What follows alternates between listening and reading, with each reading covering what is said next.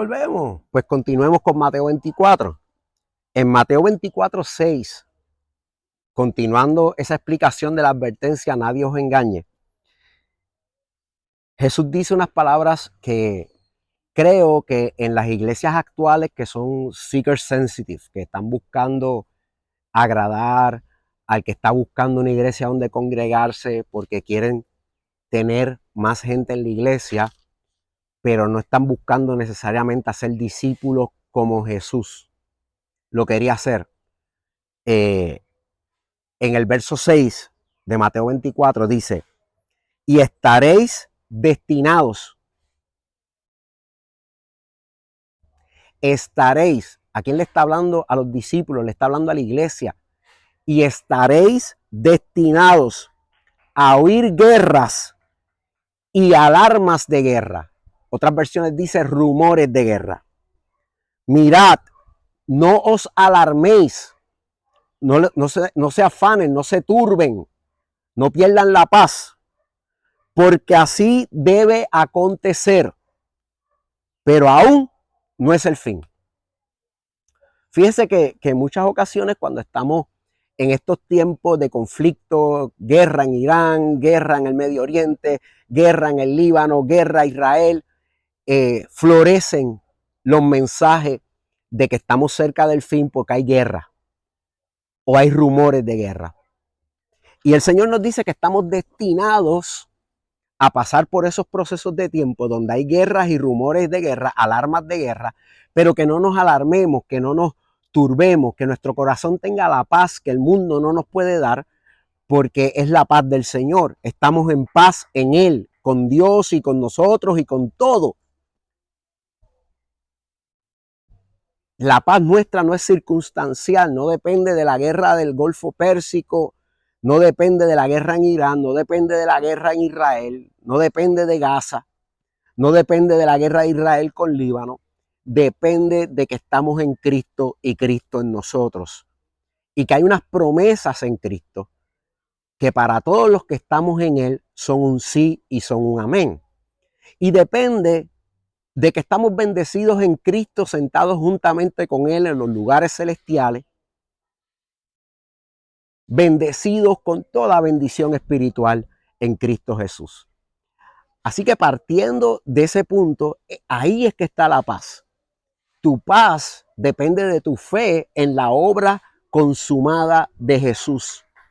Si tienes esa fe y tienes esa convicción, esa esperanza, la convicción de lo que se espera, la certeza de lo que no se ve, eres salvo porque el día del juicio, que todavía no lo hemos visto, vas a ser salvo, vivirás y serás justificado por la fe. El justo por la fe vivirá. Y ese día no estarás en condenación, porque tienes fe, estás convencido de algo que no se ve, como Abraham, que vio al invisible, como viendo al invisible, creyendo que lo que se ve fue hecho de lo que no se veía. Hebreos 11. Y tenemos esa convicción de que somos salvos por medio de la obra redentora de Cristo. Somos bendecidos por el Señor, que estamos en paz con Dios y que tenemos la paz de Cristo. Así que no nos debemos turbar porque estamos destinados a pasar por ese proceso, pero esa guerra y esos rumores de guerra, Jesús fue enfático en decir claramente en el verso 6, pero aún no es el fin. En otras palabras, muchas veces escuchamos en los mensajes que la guerra y los rumores de guerra son las señales del fin. Pero esa no es la señal del fin.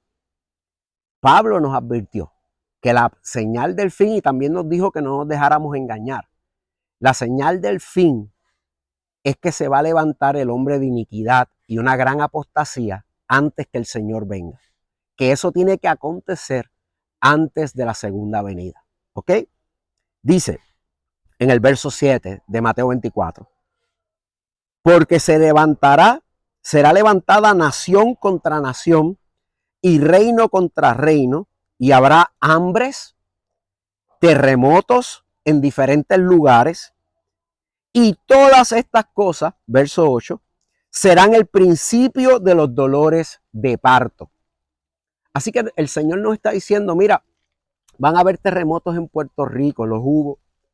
Van a haber terremotos en Venezuela, lo hubo. Van a haber terremotos en distintas partes del mundo, los va a haber.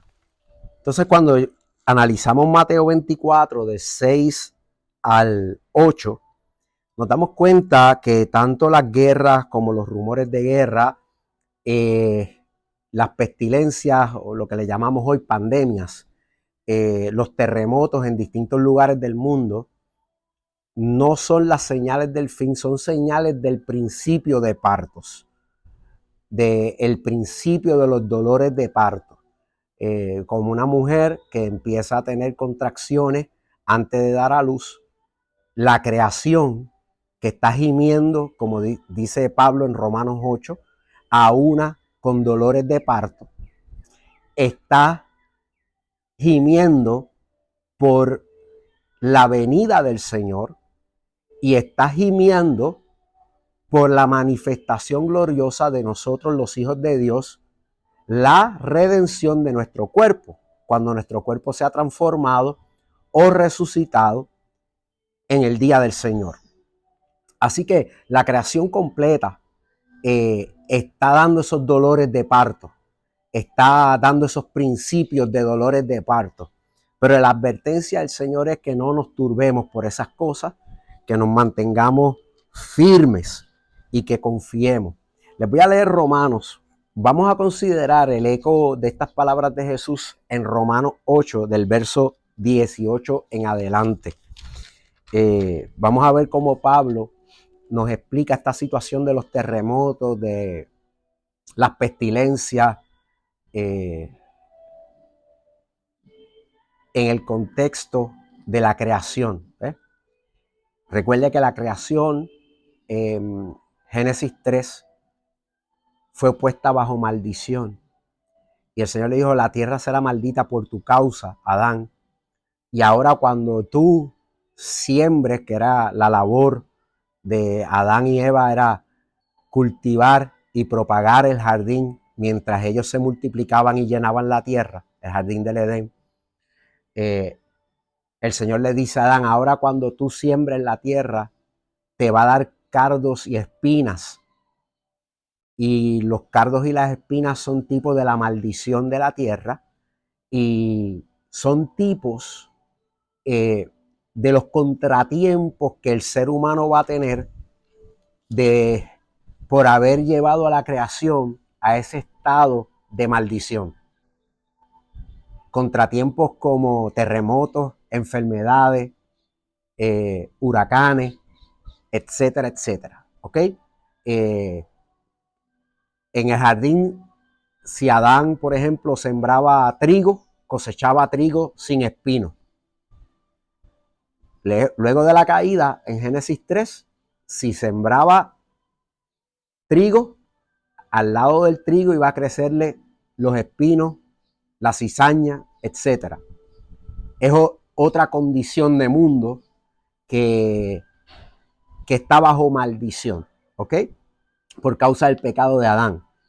Y eso es lo que vino a resolver Jesús, el postrer Adán. Y miren cómo Pablo nos habla de eso en Romanos 8, 18 en adelante. Dice, pues considero que los sufrimientos del tiempo presente no son dignos de ser comparados con la gloria venidera que va a ser revelada en nosotros. Porque el profundo anhelo de la creación espera la revelación de los hijos de Dios. Porque la creación fue sometida a vanidad, no por su propia voluntad, sino por la del que la sujetó en esperanza, de que también la creación misma será liberada de la esclavitud de corrupción a la libertad gloriosa de los hijos de Dios. Porque sabemos que toda la creación gime a una y a una sufre dolores de parto hasta ahora. Cuando Jesús en Mateo 24, verso 8 dice, y todas estas cosas serán el principio de los dolores de parto. Está diciendo que eso es parte del gemir de la creación. Las pestilencias, los terremotos, los desastres naturales, es parte del gemir de la creación. Y no solo ella, continúa Pablo en el verso 23 de Romanos 8, sino también nosotros mismos, la iglesia, que tenemos las primicias del Espíritu. Nosotros también gemimos dentro de nosotros mismos, esperando ansiosamente la adopción, la redención de nuestro cuerpo. Cuando este cuerpo mortal se ha transformado o resucitado a un cuerpo inmortal, glorificado, celestial, como Pablo nos explica en 1 Corintios 15. No vamos a entrar en ese tema ahora, pero esa es la redención de nuestros cuerpos cuando el Señor venga. El día de su venida, que Pablo en 1 Tesalonicenses 4, 3 al 18 nos explica que en su venida los que duermen en Cristo resucitarán primero y los que estemos sobre la faz de la tierra seremos arrebatados a la nube y seremos transformados en la segunda venida del Señor. Así que el verso 24 dice, porque en esperanza fuimos salvos, pero la esperanza que se ve no es esperanza. Porque ¿para qué esperanzarse, en lo que alguno ve? Si ya lo ves, no tienes que tener esperanza. Tienes esperanza porque todavía no has visto la resurrección. Todavía no has visto el día del juicio. Todavía no has visto que en ese día el Señor te dice, entra, buen siervo y fiel, en lo poco fuiste fiel, en lo mucho te pondré. Pero si esperamos lo que no vemos, con paciencia lo esperamos ansiosamente. Y asimismo también el Espíritu ayuda a nuestra debilidad, pues no sabemos qué orar como conviene, pero el mismo Espíritu intercede con gemidos indecibles, y el que escudriña los corazones sabe cuál es la intención del Espíritu, porque Dios intercede por los santos conforme a Dios. Así que es interesante que en Mateo 24 el Señor nos habla de eventos que literalmente son dolores de parto, los principios de dolores de parto, que Pablo dice que la creación gime a una con dolores de parto, y esos eventos están relacionados a la creación y a la maldición y a la corrupción y a la esperanza bajo cual la creación fue puesta por causa de Adán, de la humanidad y el pecado de la humanidad. Así que esos desastres naturales, según estos pasajes de Mateo 24 y Romanos 8, están ahí y nosotros estamos destinados a pasar por eso, según Jesús en Mateo 24, 6, porque la creación está gimiendo por la venida del Señor y la manifestación o revelación, en la palabra en griego es apocalipso, la manifestación o revelación de los hijos de Dios en gloria. Pablo dice que las tribulaciones y las dificultades de este tiempo presente no se comparan con la gloria venidera, la gloria escatológica, la gloria del fin. Y esa gloria la esperamos con paciencia, pero con ansias de verla. Y la esperamos, valga la redundancia, con esperanza, porque aún no lo hemos visto. Lo vivimos por fe, lo creemos, lo recibimos, lo entendemos por la fe. Hebreos 11, verso 1 al 3.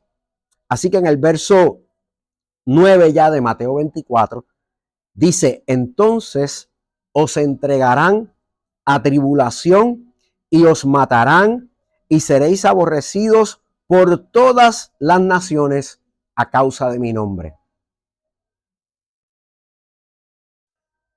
Entonces, en ese tiempo de esa época de dolores, inicio de dolores de parto, todas las naciones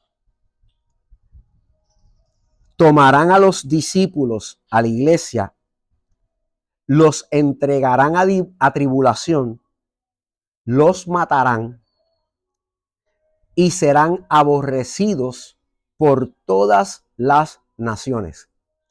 Fíjense que para que ese versículo 9 se cumpla, la iglesia tiene que estar en todas las naciones.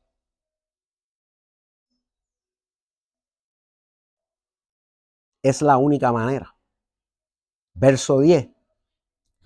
Y muchos tropezarán entonces y se entregarán unos a otros, traición, y unos a otros se aborrecerán. Y serán levantados muchos falsos profetas y engañarán a muchos. Esa es la manifestación del espíritu del anticristo y los anticristos. Y por haberse multiplicado la maldad, el amor de muchos, la Biblia textual dice de la mayoría, se enfriará. Y no está hablando de la iglesia, está hablando del mundo. El amor del mundo se enfriará. Es interesante que en la escritura, en Mateo 5, Jesús habla de que seamos perfectos como nuestro Padre es perfecto, que hace llover sobre los buenos y sobre los malos, y que por ende nosotros tenemos que amar a nuestros enemigos. Y hoy por hoy vemos un deterioro en ese amor. Ese amor que nos distingue de los gentiles, de los paganos, que nos distingue del publicano, según Jesús, porque ellos aman a los que son amigos de ellos. El mundo ama a los que son amigos de ellos, pero amar a los enemigos, como el Padre nos amó a nosotros cuando éramos enemigos de él y pecadores, es lo que nos distingue como discípulos de Jesús.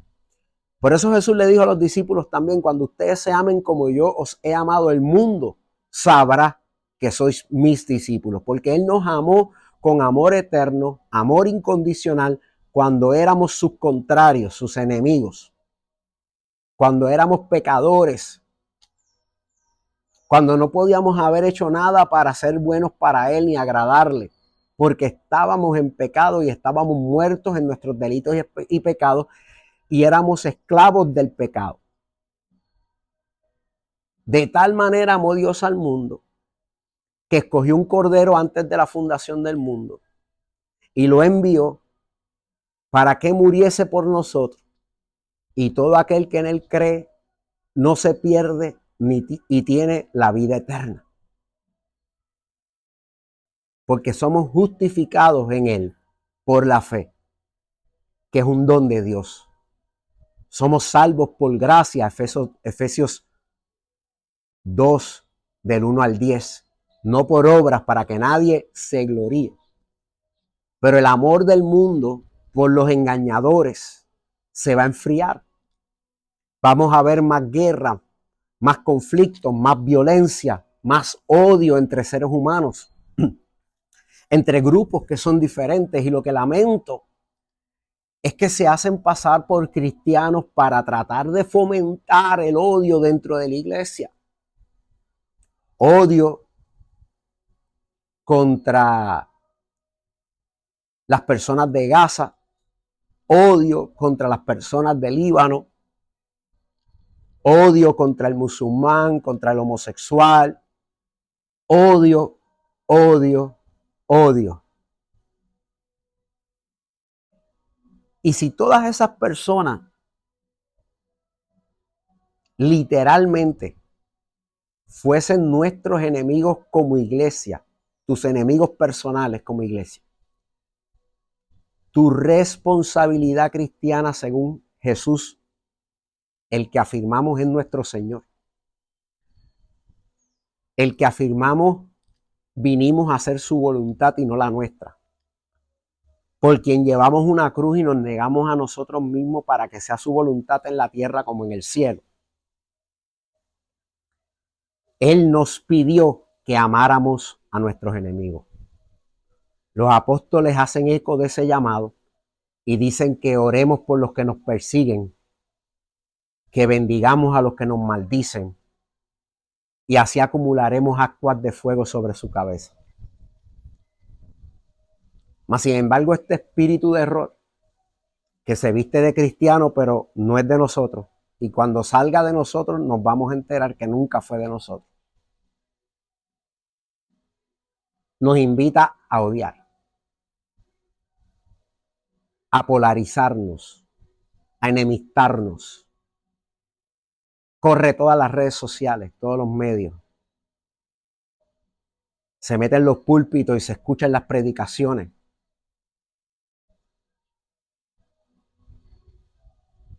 Creamos teologías para justificar violencia de parte de pueblos que no reconocen a Jesús como Señor,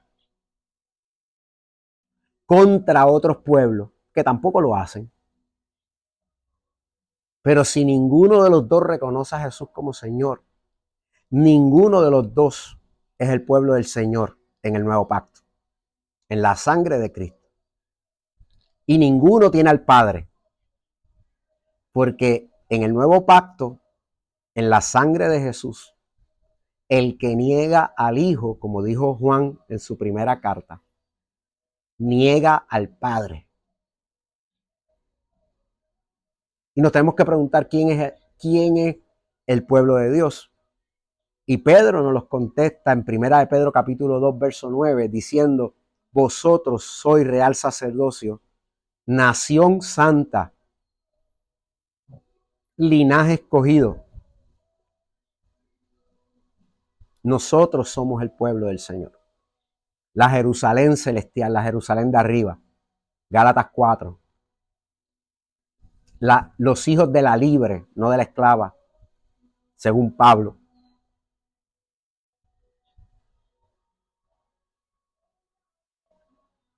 Jesús dijo, ¿quiénes son mi madre y mis hermanos? Sino estos, sus discípulos, los que vienen a hacer la voluntad de mi Padre. Y seguir sus enseñanzas, permanecer en sus mandamientos, amar a Dios sobre todas las cosas y al prójimo como a ti mismo. Mandamientos sobre los cuales cuelga toda la ley y los profetas. Y que si permanecemos en ese mandamiento, Juan 15, permanecemos en Él y Él en nosotros, siendo Él la vid verdadera y nosotros los pámpanos, y damos fruto para la gloria de Él y nuestro fruto permanece.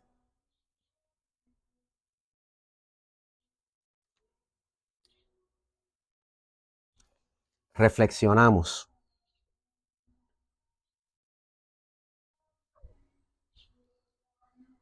La iglesia no va a enfriarse. Aunque el mundo se enfríe, la verdadera iglesia son discípulos de Jesús. Y los discípulos de Jesús se caracterizan porque aman como Él amó, porque aman a sus enemigos, porque no levantan la mano ni las armas contra sus enemigos, sino que oran por ellos y los bendicen. Jesús pudo habernos destruido a todos con un chasquido. Mas, sin embargo, murió por nosotros cuando todavía éramos enemigos de Él. Nosotros lo amamos a Él porque Él nos amó primero. Y nos amó siendo sus contrarios, en rebelión contra Él.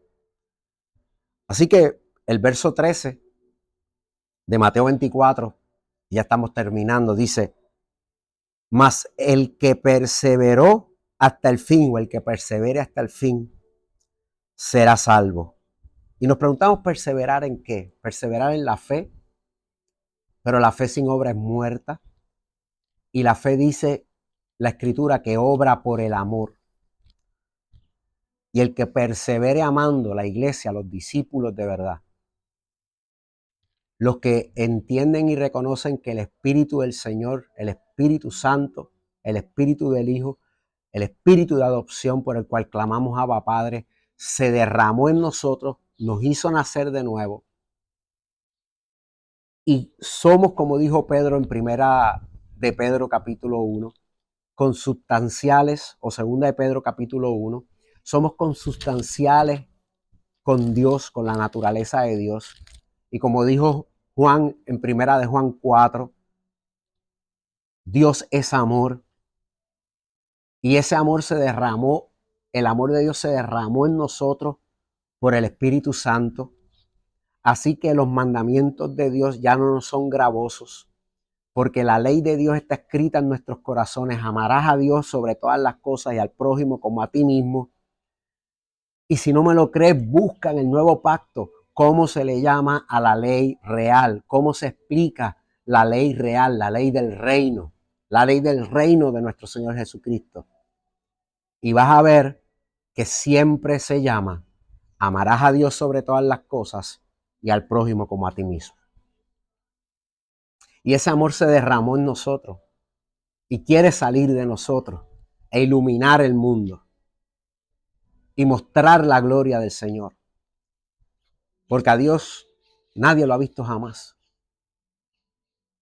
Pero pueden ver el amor a través de ti y de mí. Porque hemos sido llenos de gracia, de amor y de verdad en Cristo. El Espíritu Santo va a mostrar eso de parte de Dios. Con señales y prodigios y con una palabra de amor que atraerá a los que han de ser salvos. Así que los que perseveren hasta el fin serán salvos. Perseveramos en la fe, pero la fe sin las obras de amor es muerta.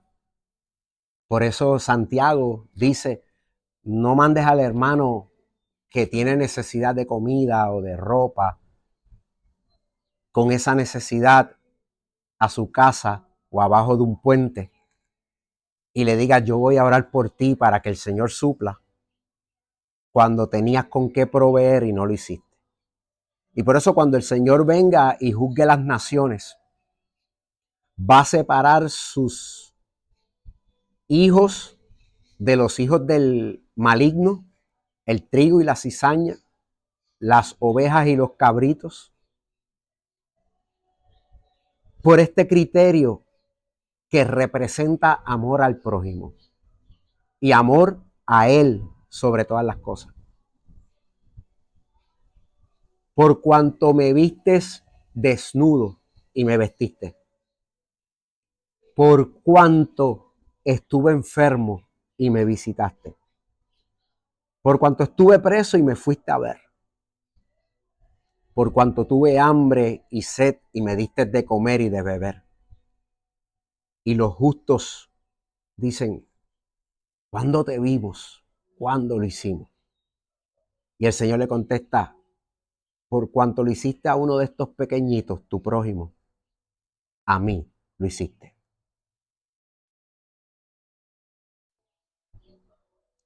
Los impíos, los inicuos, los que van a ser condenados en el juicio, dicen: pero es que nosotros nunca te vimos. ¿Cuándo te dejé sin comer? ¿Cuándo no te vestí? ¿Cuándo no te visité? Cuando no lo hiciste a uno de estos pequeñitos, a mí no me lo hiciste. Así que perseverar hasta el fin, perseverar en la fe hasta el fin, en el contexto de Mateo 24, 12 y 13, que está hablando de una merma en el amor a nivel mundial, implica que la fe de los discípulos no va a mermar, que el amor de los discípulos se va a manifestar, porque la fe obra por el amor, la fe verdadera, porque una fe sin obra no es fe, es una fe muerta, y la fe obra por el amor. Así que llegamos al versículo 14, la clave y la señal del advenimiento de Jesús. Mateo 24:14 dice: y este evangelio del reino será proclamado en toda la tierra habitada, para testimonio a las naciones. Y entonces vendrá el fin. Les dije ahorita en el verso 9 que para que el verso 9 se cumpliese, que seríamos entregados a tribulación, nos matarían y seríamos aborrecidos a todas las naciones, por todas las naciones, a causa del nombre del Señor, que es una bienaventuranza, no es por razón para estar triste. Para que el verso 9 se cumpla, la iglesia tiene que estar en todas las naciones. La gran comisión nos envía a todas las naciones y el Señor nos envió con señales y prodigios a predicar el evangelio del reino y dijo que Él estaría con nosotros hasta el fin del mundo. Y está diciendo que el fin del mundo no va a llegar hasta que el evangelio del reino sea proclamado en la tierra habitada para testimonio a todas las naciones. Entonces vendrá el fin. Así que en muchas teologías recientes, cuando digo recientes, de 150 años para acá, se ha propuesto la nación de Israel, que aun cuando estas teologías comenzaron, esa nación no existía, era parte del plan de que existiera. Vino a existir en el 1948 y estas teologías nacieron, teologías dispensacionalistas, nacieron en el 1850 en adelante. Y fueron proclamadas y promulgadas por la Biblia Scofield en sus comentarios. Y en esa teología dispensacionalista escatológica, una teología de tercer rango, no es esencial para la salvación. Pero en esa teología se nos dice que el reloj profético de Dios, lo que marca el tiempo profético de Dios para su segunda venida, es Israel. Y que en Israel sea una nación, que Israel tenga un tercer templo y que en Israel se practiquen los sacrificios de la ley cuando el mismo pacto, el nuevo pacto, el Nuevo Testamento, nos enseña que ya esos sacrificios y el sacerdocio levítico de la ley no son necesarios porque Cristo pagó el precio una vez y para siempre. Así que promover eso es posible que esté, como dice Pablo en Gálatas 5, que aquellos que se quieren justificar por las obras de la ley caen de la gracia y están bajo maldición, porque para nada les sirve Cristo si no se van a justificar por la obra redentora de Cristo solamente. ¿De qué espíritu es la enseñanza? Si nos aparta de Cristo, pone un reloj profético que tornaría al mundo hacia la ley, el sacerdocio levítico, y no el mejor pacto con mejores promesas y mejor sacerdocio de Jesús conforme al orden de Melquisedec, del libro de Hebreos. ¿Cuál es el reloj profético del fin de este mundo y la segunda venida de Jesús? Según las palabras mismas de Jesús en Mateo 24, el restablecimiento del templo que él dijo que se iba a destruir porque en Jerusalén habían matado a los profetas. Un tercer templo, o que el evangelio del reino sea predicado por la iglesia en toda la tierra habitada hasta que todas las naciones escuchen el testimonio de este evangelio por la iglesia. Miramos a Israel para saber entonces será el fin, o miramos a la iglesia, su cumplimiento de la gran comisión, la obra apostólica misionera de alcanzar las naciones, los pueblos, las tribus, las lenguas que no han sido alcanzadas. o miramos la Jerusalén terrenal de Gálatas 4, el Israel según la carne de Romanos 11.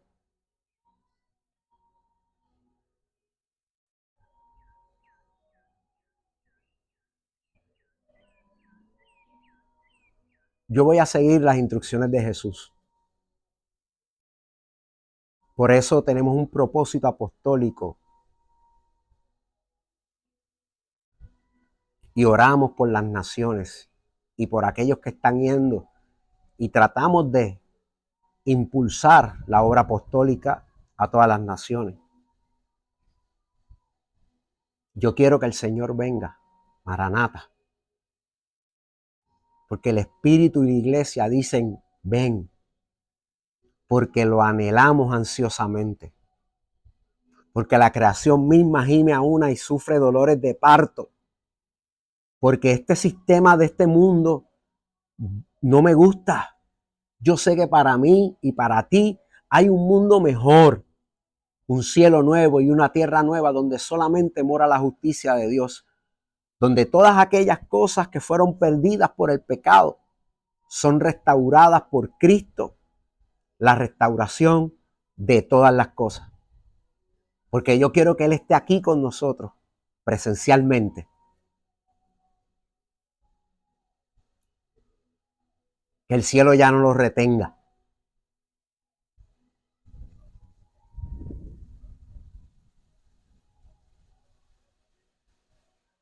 Eso me da propósito, me da esperanza, me da gozo, me da fortaleza en la adversidad. Y me hace entender que Dios, lo que por fe obramos en este amor, nos va a sostener, nos va a guardar, nos va a suplir. Y aún si por tribulaciones y persecuciones y espada somos muertos, para nosotros el vivir es Cristo y el morir es ganancia. Y ninguna cosa creada, ni persecución, ni espada, ni desnudez, ni ángeles, ni principados, podrán separarnos del amor de Dios en Cristo Jesús. Somos más que vencedores. Romanos 8. Todo en contexto, ¿eh?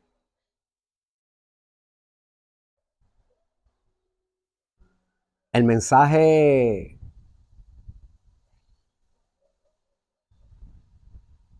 adulterado, el mensaje suave, el mensaje positivista de pensamiento positivo y palabras positivas de los evangelios que no son evangelios. Los evangelios de prosperidad, declara, decreta y recibirás. Los evangelios mezclados con magia cabalística, judía. Los evangelios mezclados con doctrina judaizante. Los evangelios suavizados por mensajes que no nos preparan para ser discípulos, para morir en la cruz, para negarnos a nosotros mismos, para amar lo que no es igual, para amar aún el enemigo. El evangelio que nos hace invertir en una iglesia local sin considerar el crecimiento de la iglesia y del evangelio a nivel global y apostólico, donde tenemos líderes muy prósperos. No necesariamente que un líder sea próspero es malo, pero si un líder es próspero a cuesta de la gran comisión,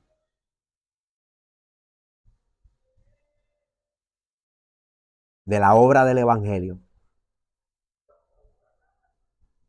pues su tesoro está donde está su corazón. Y ahí usted tiene que ver el chart, el pie chart, la tabla de pie, donde usted ve un circulito, como una pizza, y ver cuántos pedazos de pizza van para cada cosa. Y así sabrá cuánto se invierte en la obra apostólica misionera, la promulgación del evangelio, tanto a nivel local, ahí están los ministros, los pastores, ya sean apóstoles, profetas, que la iglesia pueda sostener, porque el obrero es digno de su salario, para hacer la obra de preparar a los santos, Efesios 4, 11 al 14, para la obra del ministerio. Pero esa obra del ministerio de los santos se extiende a la comunidad que rodea la iglesia y se debe extender eventualmente a las naciones. Como Jesús dijo a sus discípulos en Jerusalén, esto se va a extender de Jerusalén a una región geográfica mayor, Judea, a una región geográfica mayor, Samaria, a una región geográfica mayor, hasta los confines de la tierra. Y cuando la plenitud de los gentiles entre, entonces todo Israel será salvo y el Señor vendrá.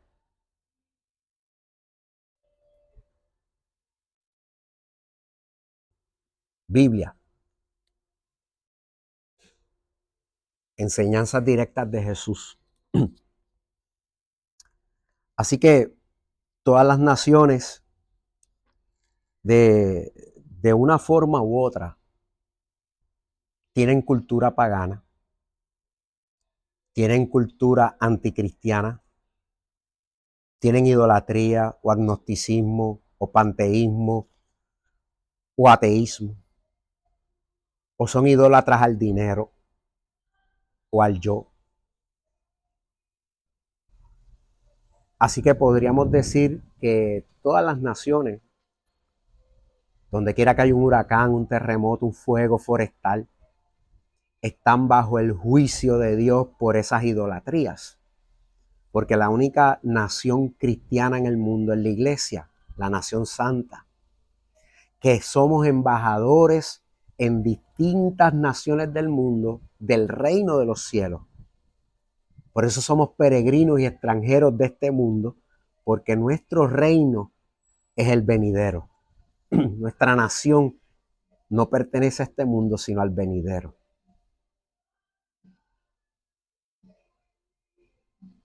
Así que lo de Venezuela lo podíamos juzgar como, sí,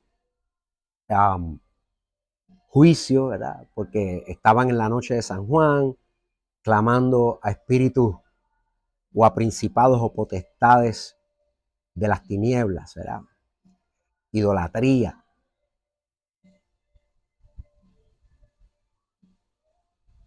También podríamos ver como el gemir de la tierra en sus terremotos, huracanes y todo lo que por la corrupción y la maldición del pecado infiltrada por los seres humanos desde Adán han causado. Pero de algo estoy seguro.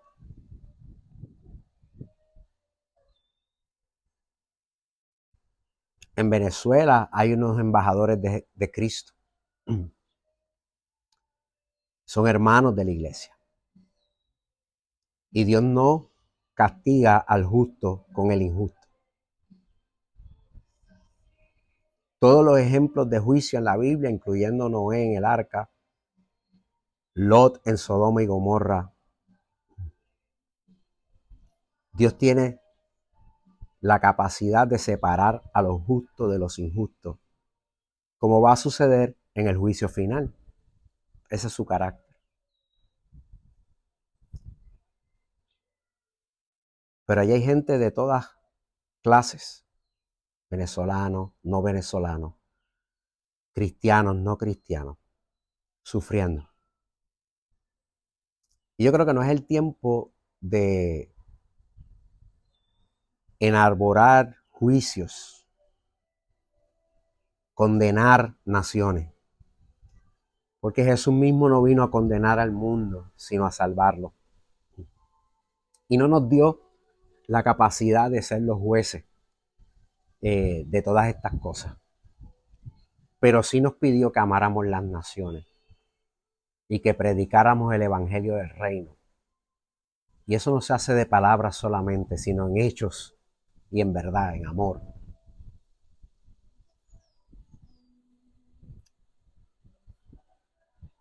Amemos a Venezuela, amemos a Gaza, amemos a Israel, amemos la República del Congo, amemos los lugares donde hay guerra, donde hay conflicto, amemos los que nos persiguen en todo el mundo, amemos los que